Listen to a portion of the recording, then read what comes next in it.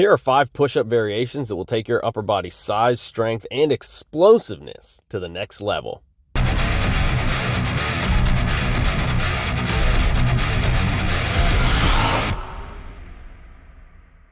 Number 1 is the king of all push-up variations, and that is the deficit or max range of motion push-up. With this variation, the goal is simple. Elevate the hands and feet high enough off the floor to allow for unencumbered, max range of motion into the deepest and most difficult portion of the push-up.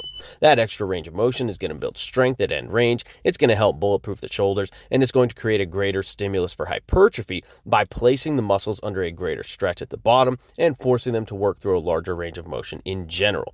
This variation also gives you the opportunity to enhance mobility through the chest and shoulder girdle by allowing you to make a conscious effort to work into deeper and deeper realms in the bottom position, hence the max range of motion moniker. You can do deficit push-ups with a pause if you're a real masochist, or you can do them with no pause, and both are great options that present a slightly different training stimulus. Hey guys, if you made it this far, if you could do me a favor and smash that like button and leave me a friendly comment down below before you go, I would really appreciate it. The engagement is really helpful for my channel, so the more engagement that we can get, the more free, informative content, just like this video, that I can pump out for you guys. Thanks a lot, and enjoy the rest of the video.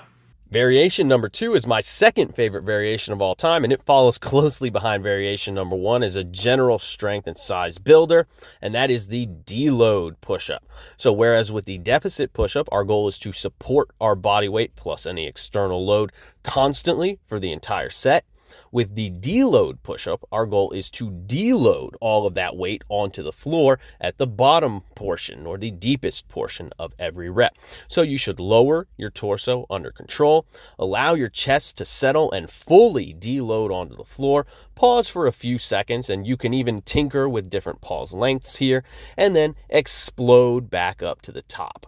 And this deloading component emphasizes dead stop strength and creates a pressing effect similar to a pause bench press as compared to a touch and go bench press. The elastic energy from the stretch shortening cycle dissipates, and you're forced to overcome the resistance with pure muscular force as opposed to relying on any rebound effect from the tendons. Further, it creates an ultra consistent range of motion and a more highly repeatable movement pattern. The biggest issue that you see with push-ups from normies is half reps, and for obvious reasons. The deeper that you go, the harder it gets. That's what she said. But when you're deloading your torso onto the floor, there is no question about whether you achieve the goal range of motion or not, and you are guaranteed to never shortchange your progress by doing half reps unwittingly.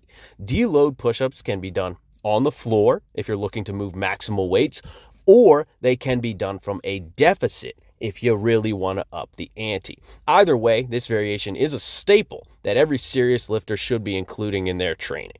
Variation number 3 is the incline push-up, and I really love incline push-ups because they alter the pressing pattern away from the typical flat press found in most push-up variations, and instead you are now pressing from an incline and getting the strength and hypertrophy benefits that come along with that, such as increased upper chest and shoulder engagement.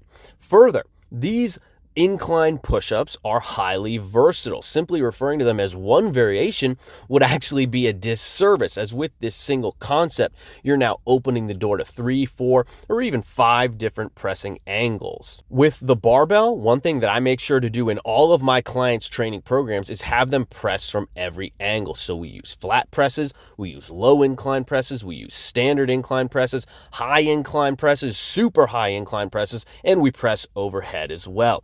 And the incline push-up allows you to accomplish this exact same thing, but now with calisthenics instead of a barbell. We can cover every angle along the way simply by adjusting the height differential between our feet and our hands. I personally have 4 different incline push-up angles that I'm tracking in this way at this exact moment. And building all these different angles up is going to give me the greatest strength, hypertrophy, and bodily resilience in the long run.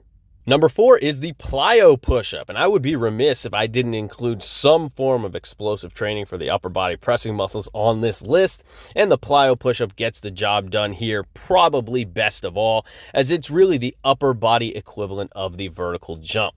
By exploding off the ground, you're able to build power locally in the upper body pressing muscles.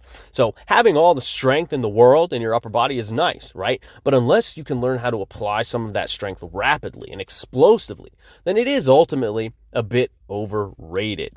Systemically, simply being explosive, performing explosive activities frequently and through a variety of different types of activities and different exposures is a good way to keep the body fresh and keep the nervous system sharp and always ready to pull the trigger on a moment's notice, which, as half an old man myself now, I would argue that this is an important component of maintaining vitality and maintaining youthfulness. Now, I recommend clapping your hands together on your plyo push-ups simply because this forces a greater level of intent on every rep.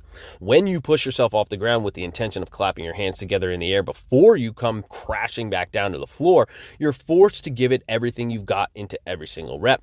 Otherwise, you are likely to faceplant into the floor. It's a lot easier to sandbag these reps when you aren't clapping your hands together in the air. It's really the same idea as with vertical jumping. When you have a target to try to touch high up in the air, you literally jump higher than when you're just jumping up into the air for no particular reason at all, even if the effort levels feel the same. And this greater level of output creates a more potent training stimulus, and that's going to build more power in the long run.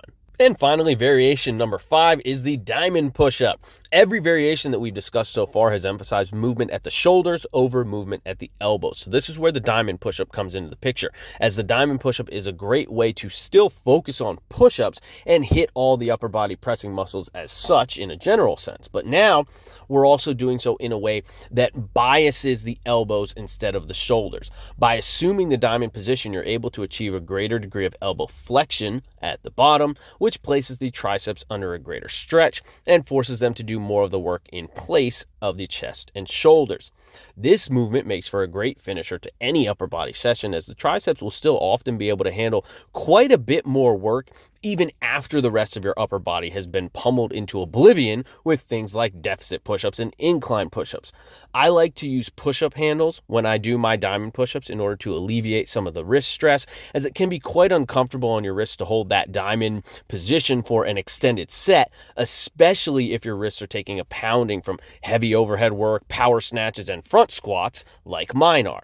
Another good option is to add some band resistance here if you're strong enough for it. Since the emphasis with the diamond push-up is on achieving a large degree of elbow flexion and biasing the triceps, the added tension that the band provides at the top complements this particular movement very nicely. And as an honorable mention, I do want to briefly discuss band-resisted push-ups. Now, I almost gave this exercise the nod as one of the 5 main exercises, but in and of themselves, they're just not as valuable of a tool as the other variations discussed here in this video.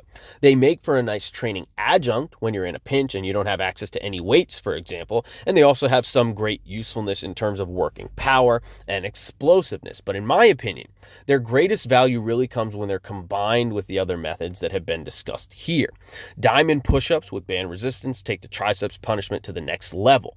Adding a little bit of band resistance onto a deload push-up or a deficit push-up that's already being loaded with extra weight in the form of plates is just an absolutely brutal way to work these movements and create a different training stimulus and make them even more productive. So it provides a little bit of variety here, a little bit more variety than we've already got, which keeps things more interesting. It alters the strength curve somewhat as well, which ensures continued progress through novel and varied stimuli. And you simply cannot be lazy or phone your reps in when you're using band resistance, or you're just going to get pancaked by the band. You always have to try to outrun that band tension. So they make you work really hard, and they don't allow for any sandbagging in your training, which is also a plus. So there you have it, guys. 5 push-up variations that will take your upper body strength, size, and explosiveness to the next level. Focus on 2 or 3 of them at a time, milk all the gains that you can from them, and then switch to new variations and repeat that process again. And hey, if you find the content that I make valuable, please remember to hit the like button and leave me a friendly comment down below. The engagement is really really helpful for my channel, and I really appreciate all of the support. If you'd like to support the production of more free content like this directly, then please consider visiting my website and picking up a copy of one of my training programs. I have over 50 5-star reviews on Google, and my programs have helped turn thousands of men into beasts, the beasts that you now see roaming the streets among you. So check out EnkiriEliteFitness.com if you want to become one of them too. Keep training hard, and I will catch you guys next time.